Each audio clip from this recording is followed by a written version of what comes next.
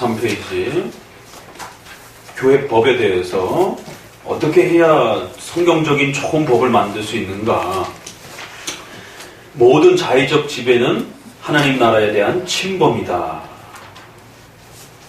그러니까 자의적인 자기 마음대로 법을 만들어 놓게 되면 그건 하나님의 나라를 망가뜨리는 아주 위험한 행동이 될 수 있다는 거예요. 같이 읽어봅니다. 주께서 선한 생활을 위한 완전한 표준에 필요한 것은 모두 그의 율법에 포함시키고 아무도 그 골자에 첨가하지 못하게 하셨다. 이렇게 하신 데에는 두 가지 이유가 있다. 첫째, 하나님께서는 우리가 그를 우리의 생활의 주인과 인도자로 생각하기를 원하신다. 여기도 또 주인이라는 말 나오고 인도자라는 말 나오고 법이라는 말이 나오고 율법이라는 말이 나오잖아요. 그래서 하나님이 교회를 세우시고 그 교회를 어떻게 운영해 가실 것인가에 대한 것은 하나님께서 성경을 통해서 그 뜻을 가르쳐 주셨고 또 그 성경을 잘 응용해서 하나의 교회법을 규칙들을 세울 수 있도록 하나님은 이미 거기에 대한 모든 대책안을 마련해 놓으셨다라는 거예요. 그렇기 때문에 그 하나님의 주인성과 또 하나님의 주인됨에 대한 그 권리를 침해한다든가 또 율법 말씀을 통해서 표출해내 주신 그 뜻을 함부로 남용하면서 축소시키면서 어떠한 법들을 시도하는 이런 행위들은 굉장히 위험한 행동들이라는 것을 잘 이해해야 된다. 이렇게 엄중히 카톨릭의 남용들을 경고를 합니다. 넘어가 봅니다. 둘째 있습니다. 하나님께서 우리에게 요구하시는 것은 무엇보다도 순종이라는 것을 우리가 깨닫기를 하나님은 원하신다. 그래서 하나님이 정해놓으신 법에 순종해야 되고 하나님이 주인이시기 때문에 또 순종하는 방식으로 교회법을 구성하라는 것이죠. 여기에 이제 유명한 말씀이 있습니다. 교회법과 관련해서 야고보서 4장 표시해 놓으세요. 같이 읽어봅니다. 셋째 줄, 형제를 판단하는 자는 곧 율법을 판단하는 것이다. 내가 만일 율법을 판단하면 율법의 주는 자가 아니요 판단자로다 입법자로다 능히 구원하는 것이요. 예, 입법과 재판의 행위가 하나님으로부터 오는 것이다라는 거예요. 왜? 하나님은 주인이시니까. 여기에 교리권 하나 더 집어넣으면 뭐가 돼요? 교회의 3대 권한이 되는 겁니다. 그러니까 칼빈이 교회의 3대 권한이라는 이런 표현을 어디서 가져왔을까? 이런 표현들이 더 나오는 거예요. 입법 행위가 나올 수 있고 그 입법을 통해서 치리 행위의 사법적 행위를 행할 수 있다. 입법을 하기 위해서는 율법의 기본 개념이 있어야 될 거 아니에요? 교리가 있어야 될 거 아니에요? 그래서 교리권, 입법권, 사법권 이렇게 입법과 사법에 대한 행위가 하나님으로부터 나온다. 왜? 하나님이 주인이기 때문에. 그래서 이사야 33장에 보게 되면 바로 율법에 대한 교리권 말씀을 통한 기준에 대한 개념도 하나님이 잡으시는 것이다. 그래서 이 두 구절은 다 생사 여탈의 권한은 영혼에 대한 재판권을 가지신 이에게 있다는 것을 밝힌다. 야고보는 이 점을 명백하게 엄명한다. 그뿐 아니라 사람은 아무도 이 권한을 취할 수 없다. 그러므로 우리는 하나님을 영혼의 유일한 지배자로 인정해야 한다. 구하며 멸하는 권한은 하나님께만 있다. 하나님은 동시에 지배자요 재판장과 입법자와 구주를 겸하셨다라고 하는 이사야 말을 기억해야 된다. 그러니까 이런 개념이 오늘 우리 시대에 약한 겁니다. 하나님이 절대 주권자라는 것, 지배자라는 것, 하나님이 창조주라는 것, 하나님이 주인이시다라고 하는 거예요. 그렇기 때문에 그 하나님이 자신의 뜻을 드러내주신 성경의 이 가르침들을 잘 이해하셔야 되고 그 성경으로부터 법을 만들어가는 이러한 원칙들을 부단히 연습하고 노력하셔야 된다는 거예요. 왜냐하면 성경은 이렇게 또 구약이 중단된 부분이 있고 바뀐 부분이 있고 또 그것이 새롭게 적용된 부분들도 있고 또 그것을 해석해내야 되는 부분들도 있기 때문에 성경을 단지 읽는다고 해결된 문제가 아니라는 겁니다. 그러니까 하나님의 말씀에 기초한 입법이 돼야 된다. 말은 쉬운데 이게 실제적으로 들어가게 되면 더 많은 고민들과 더 많은 이해가 깔려야 된다는 것이.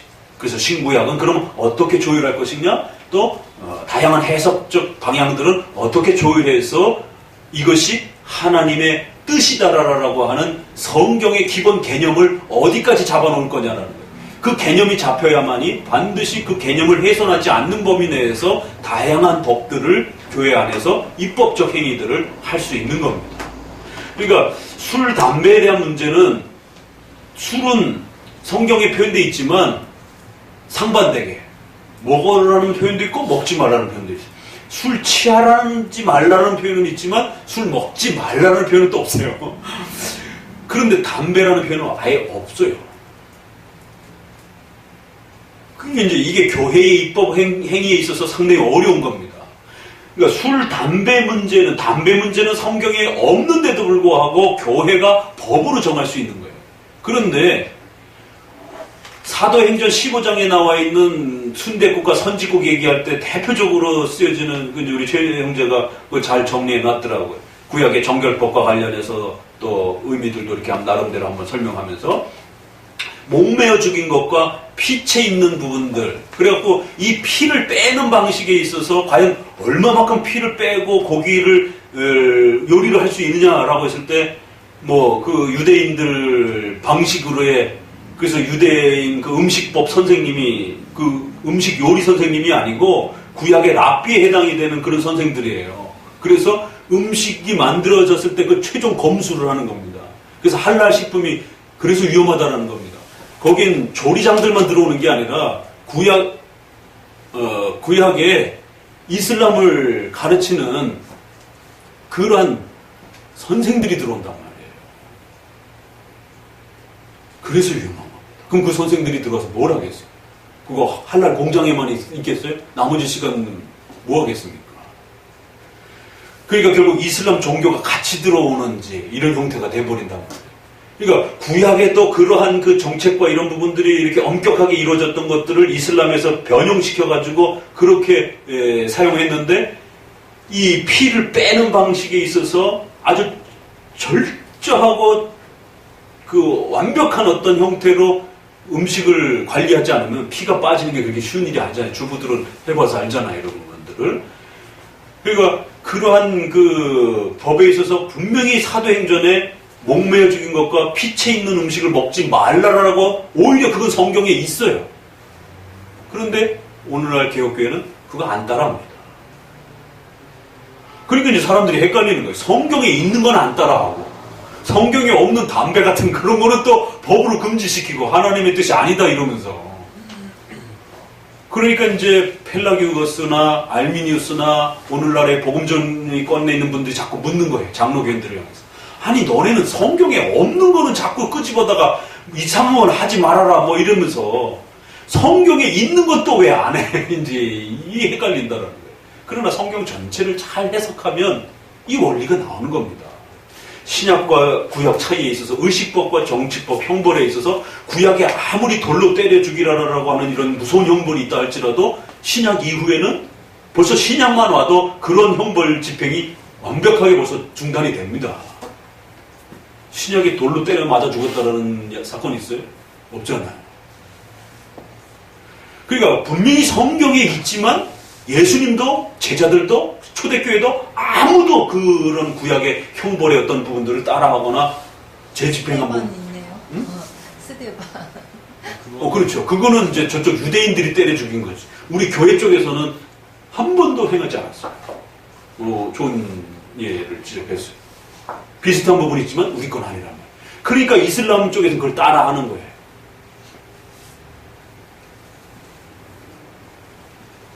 분명히 성경에 있지만 따라해서는 안 되는 부분이 있는 겁니다.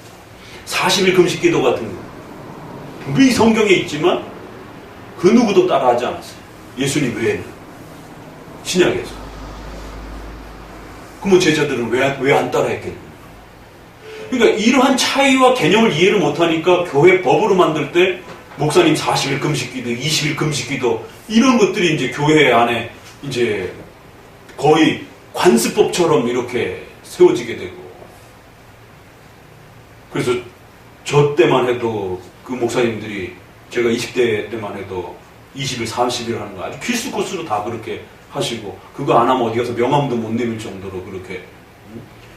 그리고 저도 저희 담임 목사님 그 기도하실 때 제가 그 다 차량 운행 청년 때 대학생 때 해드리고 그러면서 봉사했던 기억이 아직도 머릿속에 아주 생생한데, 그러다가 목사님들 여러 돌아가시고 그 멀쩡한 사모님들만 과부 만들어 놓고, 왜냐면 사람이 열흘을 넘게 굶잖아요. 그럼 이게 환각 증세가 나타나가지고, 그래서 옆에서 사모님이 지켜보면서 금식을 도와주지 않으면 죽는다라는 게 그런 거예요. 무의식 중에 그냥 집어먹어요, 이게 사람이 본능적으로. 그래갖고 뭐 저기 쌀알 같은 것도 집어먹고 과자 같은 것도 이렇게, 과자도 집어먹으면 죽습니다. 왜냐면 기도가 다 이렇게 좁아져 있기 때문에 된 음식이 딱 들어가면 기도가 탁 막혀서 숨을 못 쉬어서 죽는 거죠. 그러니까 의사들은 7일, 조금 더 하면 열흘. 그래서 삼풍백화점에 15일인가 14일이 있을 기적이라고 그러는 겁니다. 그러니까 성경에 분명히 있지만 따라하면 안 되는 게 있어요. 그러니까 여호수아 땅 밟기, 이런 것들이 얼마나 오늘 우리 시대의 성도들도 그렇고 정말 어리석게, 칼빈은 그걸 원숭이 짓이라고 그랬어요. 왜 원숭이 짓들을 따라하느냐고 하면서 로마 카톨릭에게 무슨 제사장처럼 모자를 그렇게 캬하게 하고 지팡이는 왜 짚고 다니는지, 거기다 하얀 두루마기 같은 옷들을 입고 다니면서 도대체 뭐 하는 것이냐 그러면서 구약의 제사장을 원숭이 흉내내듯이 그렇게 흉내내고 있다라고 그러면서, 그 이미 다 하나님이 중단되어진 부분들을 그렇게 어리석게 따라한다라고 그러면서, 그러면은 구약의 성전을 다시 짓는 걸 하나님이 기뻐하겠느냐, 구약의 제물 제사를 드리는 걸 하나님이 기뻐하시겠느냐라고 그러면서 호되게 이제 이렇게 막 책망하는. 그러면서 거기에 수많은 법들이 따라 붙는 거지. 결혼 금지법부터 시작해가지고 뭐 여러 가지 카톨릭의 규범들이, 촛불을 앞에 몇 개 켜야 되는 것들도 다 기본 법 규범들이 있고, 스테인드 글라스 어떻게 해야 되고, 여기 앞에 어떻게 꾸며야 되고, 뭐 이런 부분들이. 그래서 오죽하면은 앞에 강대상만 딱 보면 여기가 카톨릭 교회인지 성당인지 교회인지 금방 구별이 되고, 또 개혁교회는 또 이게 정통 장로교인지 아닌지도 금방 구별이 돼요.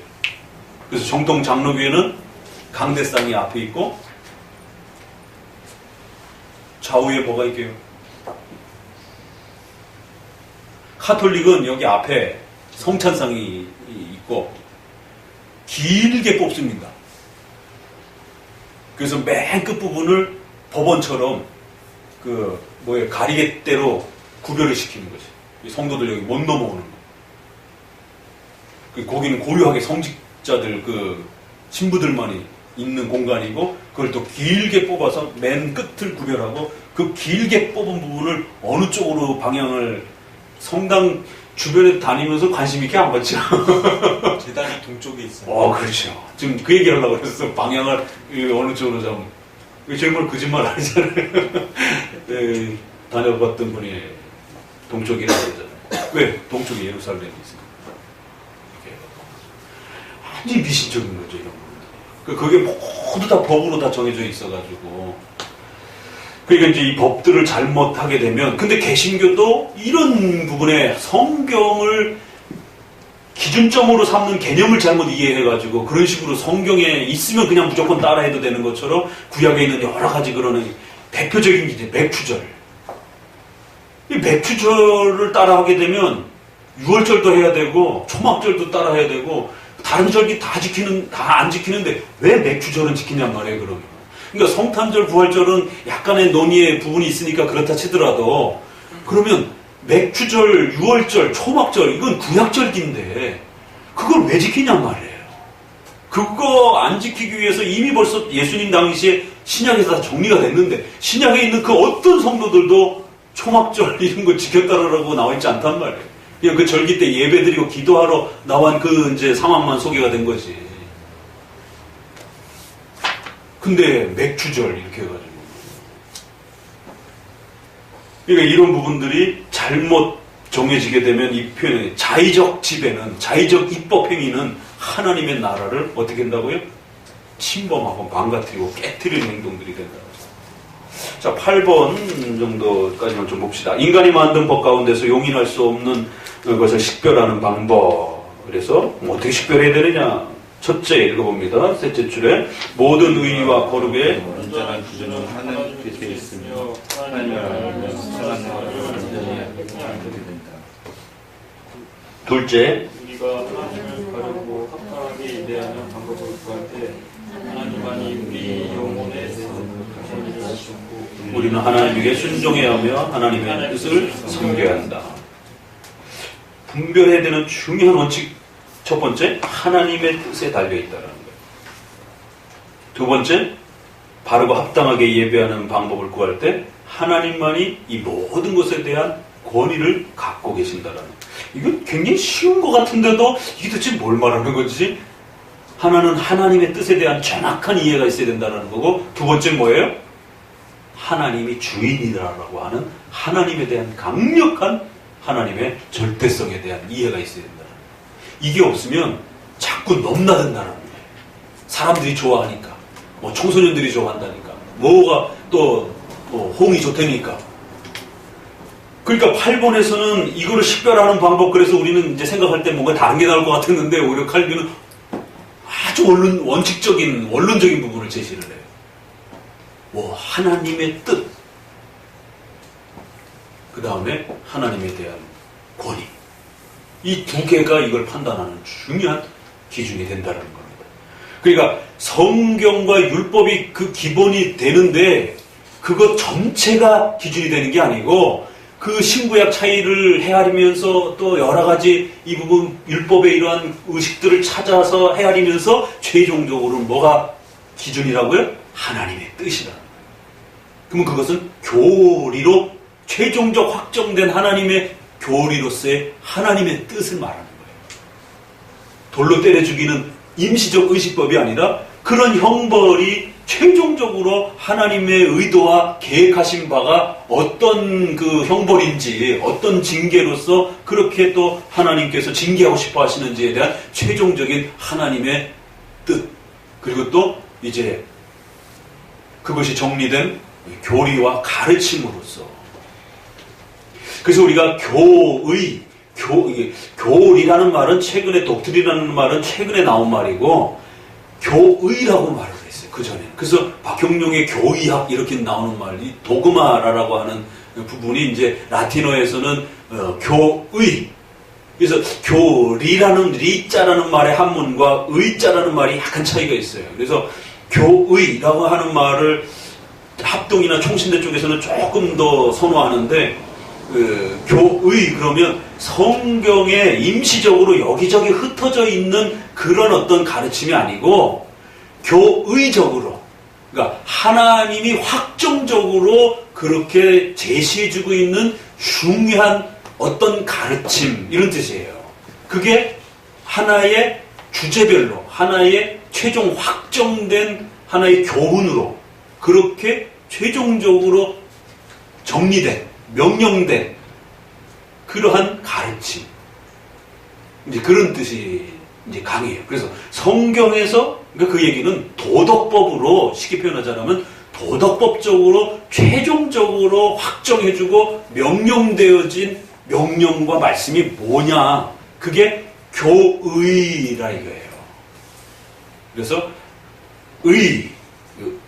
하나님의 원하신 그 뜻이 최종적 명령 형태로 어떤 주제로 있느냐, 그거를 간추려낸 것이 성경에 있는, 간추려져 있는 것이 교의라는 거예요.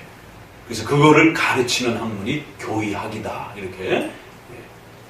그러나 지금은 이제 뭐 교리도 거의 같이 이렇게 쓰여지고 있어요. 그래서 여러분이 여기서 하나님의 뜻이라고 했을 때는 조금 더 깊이 들어간 겁니다. 그러니까 성경이 하나님의 뜻이다, 넓게 표현한 겁니다. 율법이 하나님의 뜻이다, 넓게 좀 또 표현한 거예요. 더 좁히면 하나님의 뜻. 그래서 우리 장로교는 그럼 하나님의 뜻이 뭡니까? 라고 했을 때 적어도 7대의 교리를 벗어나지 않는 범위를 하나님의 뜻으로 이렇게 정리를 하는 겁니다. 왜? 이 하나님의 뜻을 해석하는 범위마다, 분파마다 또 다 다를 수가 있잖아요.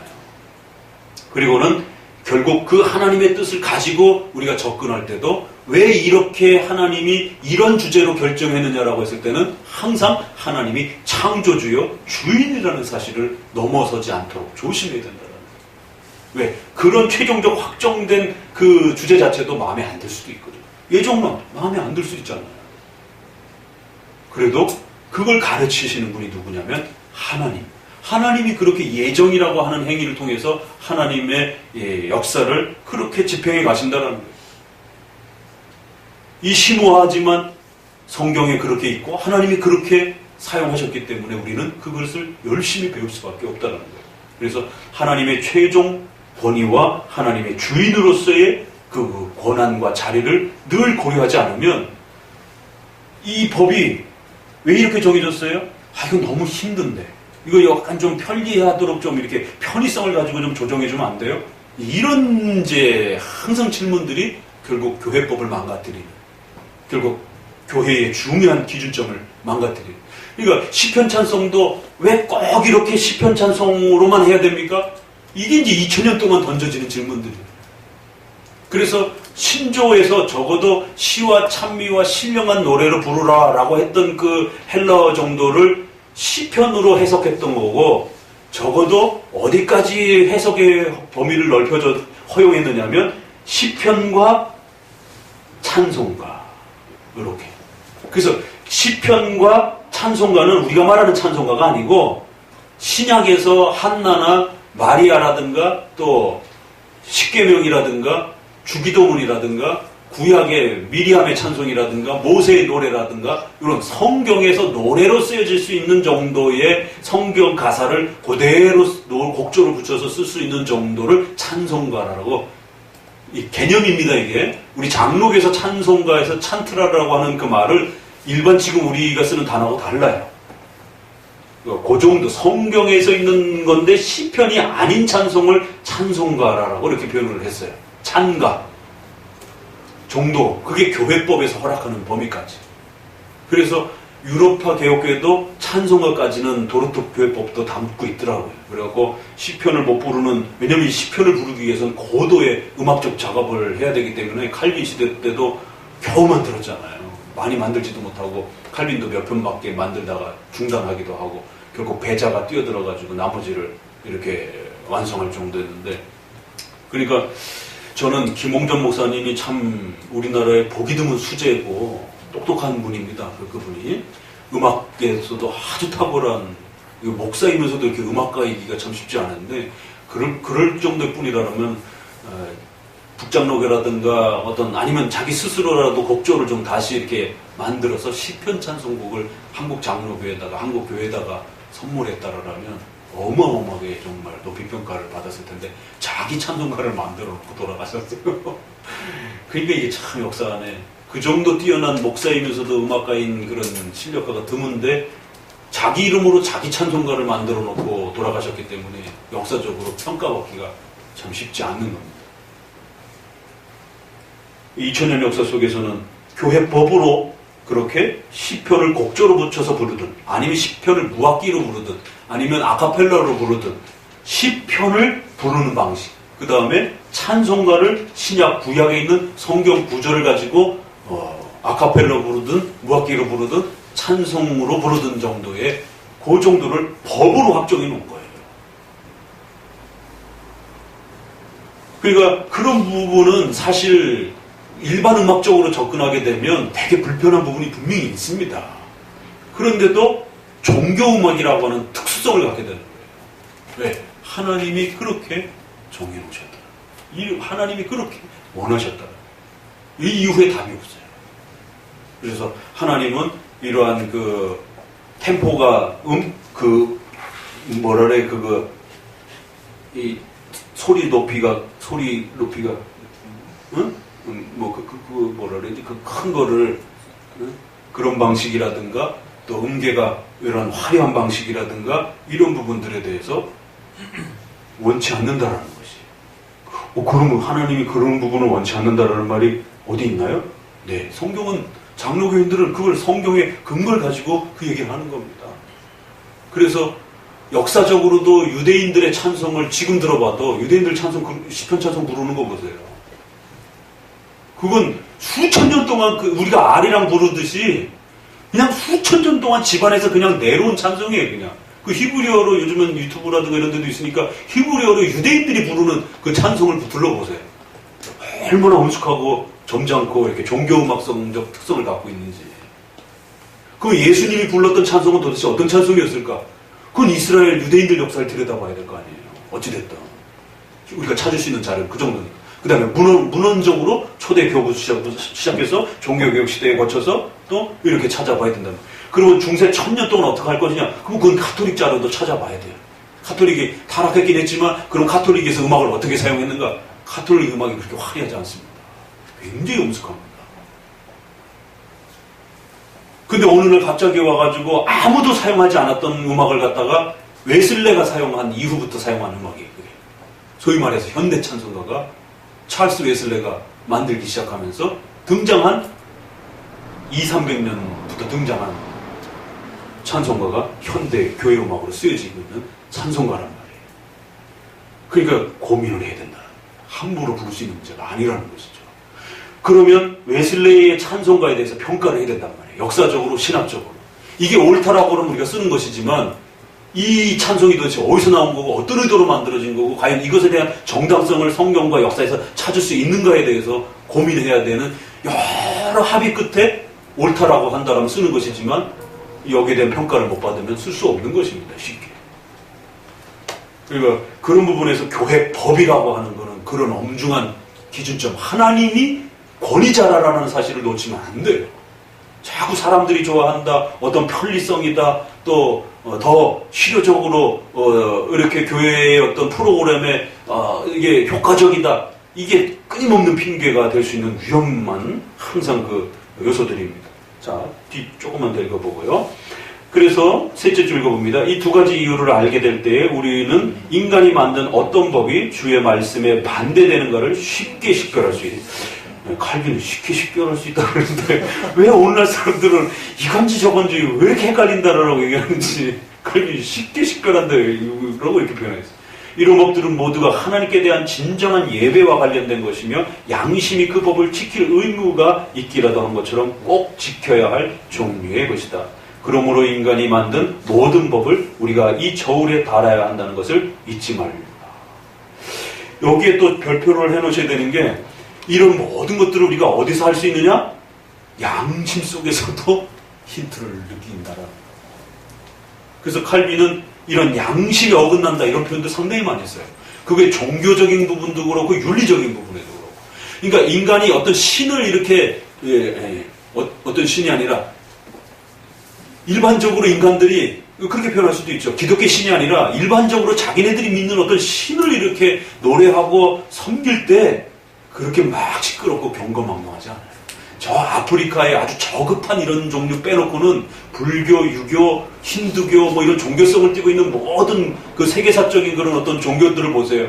굉장히 엄숙하고 굉장히 조용하고 그 종교 음악들 같은 경우는 정말 지루하다 싶을 정도로 굉장히 이렇게 그 엄숙함들을 기본으로 하는 세상에 어느 그 역사 속에 등장했던 큰 영향을 줬던 그런 종교에서 나왔던 어떤 그 음악들이 막 그렇게 화려하고 막 그 고도의 그 높이를 사용하고 이런 그 저기가 어디 있습니까?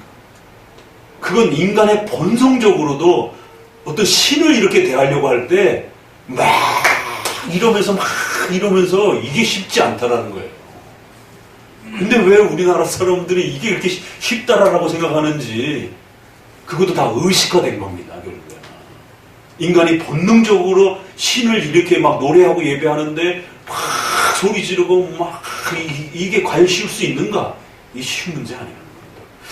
그러니까 이제 저도 이제 우리 사모님하고 제 그 청년 시절 때를 가끔씩 이렇게 회상하면서 얘기를 하잖아요. 근데 저는 이 템포가 이게 빠른 음악과 이 부분을 되게 싫어했어요.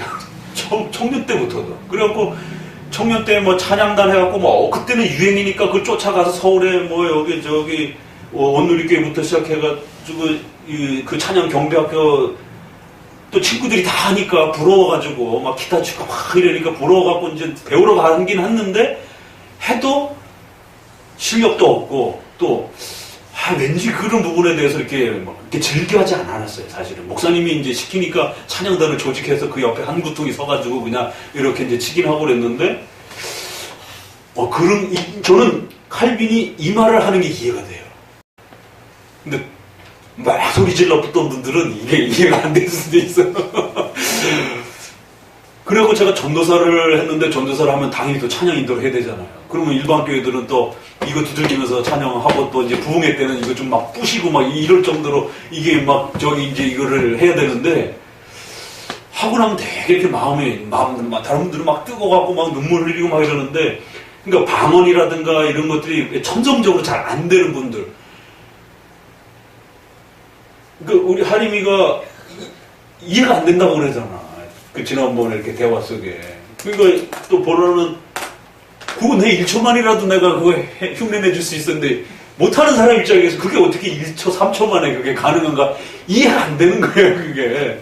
MBC, KBS를 빨리 해보라 해도 안 되는 거예요, 이게. 그러니까 왜 안 되지? 이렇게 생각할 수 있지만 그게 본성적으로 이게 부담스럽고 이게 싫은 이런 또 성향을 띠면 KBS, MBC 빨리만 해도 되는 걸 갖고도 안 되는 거예요, 이게. 시시시시시시 하는 거를 빨리 해놓고 KBS, MBC 시시시만 소리만 들리잖아, 그러면. 비슷한데도 안 되는. 못한 사람은 안 되는. 그래갖고 제가 전도사 때 안수 집사님이 한 분이 다른 집사람 다 하는데 세상에 혼자만 안 되시는 거예요. 저도 그걸 봤어요. 시키는데. 너무 안쓰러워가지고 집사님이 안 되는 사람 직분자 중에 나오라니까. 그 바다의 성령 충만이라는데 혼자 안 되니까 손은 들었어야지.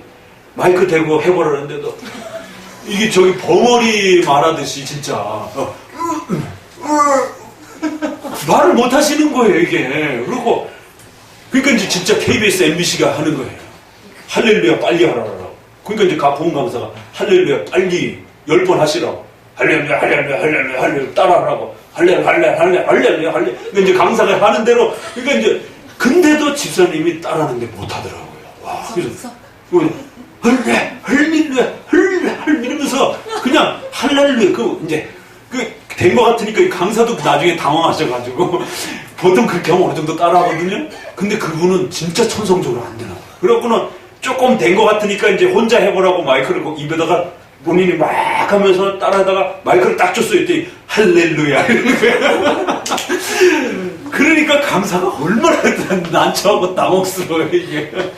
왜 우리가 경상도에 의 해봐, 쌀 해봐 이럴 때 같이는 막 따라하다가 마이크 딱 대면 이러면서 살 그러잖아요. 그러니까 할렐루야, 할렐루야에서 열심히 막 해서 비슷하게 스스스 뭐 이렇게 랄랄라 하는 것 같은데 마이크 딱 갖다 대니까 할렐루야, 할렐루야, 할렐루야 이러고 있는 거예요. 그러니까 그게 나중에 다음날로 미루고 부흥이 끝날 때까지. 야, 그런 분이 있어요. 그러니까 본성적으로 저도 이게 막 하긴 해도 어쩔 수 없이 전도사니까 해도 그런 부분들이 되게 이렇게 부담스럽고 이렇게 마음이 편치 않아. 그걸 어떻게 설명 못 하겠더라고요. 그러니까 늘 양심의 가책이 있는 거예요. 나는 찬송의 은혜가 나는 없나? 하나님이 나에게는 찬송의 은총을 안 주셨나 봐. 이러면서 자학하고 방언 못 받은 사람들이 자학하듯이 찬송하면서 저들은 저렇게 뜨거운데 왜 나만 안 뜨거운 건지. 나는 소리를 질러도 이렇게 시원한 거지 않지. 그러다가 장로교 찬송의 시편 찬송을 딱 만났을 때 어떤 느낌이었어요? 상상에 맡기겠습니다. 해방되었네. 완전히 정말 원래도 싫어했는데, 북장로교 찬송 처음 딱 부르면서 배울 때, 이야, 이건 완전 자유케 되었네, 나는. 해방되었네. 더 이상 내 마음을 억누르는 그런 양심의 부담을 느끼는 그런 찬송을 안 불러도 된다라고 하는 정말 해방감을 너무너무 맛보고 그래서 편안하게 그냥 이렇게 부드럽게 이렇게 부르는 찬송에 대해서 저는 거부감 없이 그러니까 이거를 신학적으로 접근하는 건 둘째치고 거부감 없이 그냥 이렇게 쉽게 편안하게 이렇게 접근을 할 수 있었어요. 그러니까 본성적으로 양심적으로 안 맞아요. 그러니까 성찬에 이 떡을 갖다가 이게 예수님이다 그러면 칼빈이 기독교방의 뒷부분에 성찬 나오는데 그게 어떻게 이성적으로도 안 맞고 양심적으로도 어긋난다라는 거예요. 어린애들한테 우리 현아한테 얘야 이게 예수님의 살이다 이래봐요. 아빠 미쳤어? 그게 본성적으로 양심적으로라는 말이 그럴 때 쓰는 거예요. 그게 빵이지 어떻게 그게 예수님이야 이렇게 되는 겁니다. 근데 카톨릭에서 신부들이 이게 예수님이다 이게 예수님이다 이게 그러니까 뭐예요? 그걸 뭐라 그러지? 마인드 컨트롤 하는 거를? 세미교육? 그렇죠. 자, 보세요. 이게 예수님의 떡입니다. 이게 살입니다. 살입니다. 살입니다. 그러면 거기다가 안개 쫙 깔아주고, 이게 스탠드 위에 쫙, 그 다음에 음악 파이프 올라가는 거를 쫙 깔아주면, 이게 살입니다. 살입, 레디, 고! 하면, 이게 진짜 살로 보이는 거예요. 그래서 그 앞에 절도 하고, 그런 착각, 착시 현상들이 나타나는 거예요. 그러니까 종교적 미신이라는 게 이렇게 무서운 거예요. 그러니까 이제 장로교인들한테는 그게 안 먹히는 거죠. 왜? 말씀으로 이제 이게 철두철미하게 깨달아져 있고 무장돼 있으니까 안 되는 거죠. 그러니까 양심적으로 그 교회법에 대한 부분들이 안 맞는다라는 거. 조금 내려오셔서 갈라디아서 보게 되면 읽어봅시다. 즉 주를 어떻게 경배할 것인가 하는 데 대해서 주께서 성실하고 충분하게 우리를 가르쳐 주셨으며 하나님께 대한 진정한 경배법은 사람에게서 배우려고 할 것이 아니라고 하였다. 이 주장을 증명하기 위해서 하나님의 사람을 그리스도 안에서 완전하게 만드는 지혜는 전부 복음에 포함되어 있다고 말합니다. 그래서 골로새서 1장 28절에 아주 그 중요한 이런 원칙들이 나온다는 거예요. 그래서 그 2장 끝에 가서는 자의적 숭배, 자기 마음대로 만들어낸 그런 법들과 예배 방식들, 자기가 만든 종교를, 즉 모든 원시적 경배를 아주 철저하게 공격하고 단호하게 책망했다는 거예요. 그래서 자의적 숭배들에 빠져가지고는 정신없이 그렇게 하나님이 원하시는 예배와 형식과 규범과 교회법들을 다 망가뜨렸다라고 골로새서에 아주 엄중하게 책망하고 있다. 그래서 골로새서 보면 뭐가 나와요? 날과 달을 절기를 지키면서 그렇게 천사 숭배에 빠진 자들이 있다라고 하면서 엄중하게 책망하잖아요. 거기 보면은 구약적 그 날과 달과 절기에 대한 부분들에 대해서 벌써 그 표현만 봐도 구약적 그런 의식법과 절기에 대한 부분들이 신약에 쉽게 수용될 수 있는 문제가 아니라는 게 분명하게 이렇게 선언적으로 확정적으로 이렇게 되어 있단 말이에요. 그런데도 불구하고 구약의 구약의 이런 절기 문제들을 그대로 끌어와가지고 성경에 있으니까 해도 된다라고 이제 이런 방식들을 얼마나 위험한 이제 접근법인지를 꼭 헤아려 살펴보셔야 됩니다. 9장까지 합시다. 기도합니다. 하나님.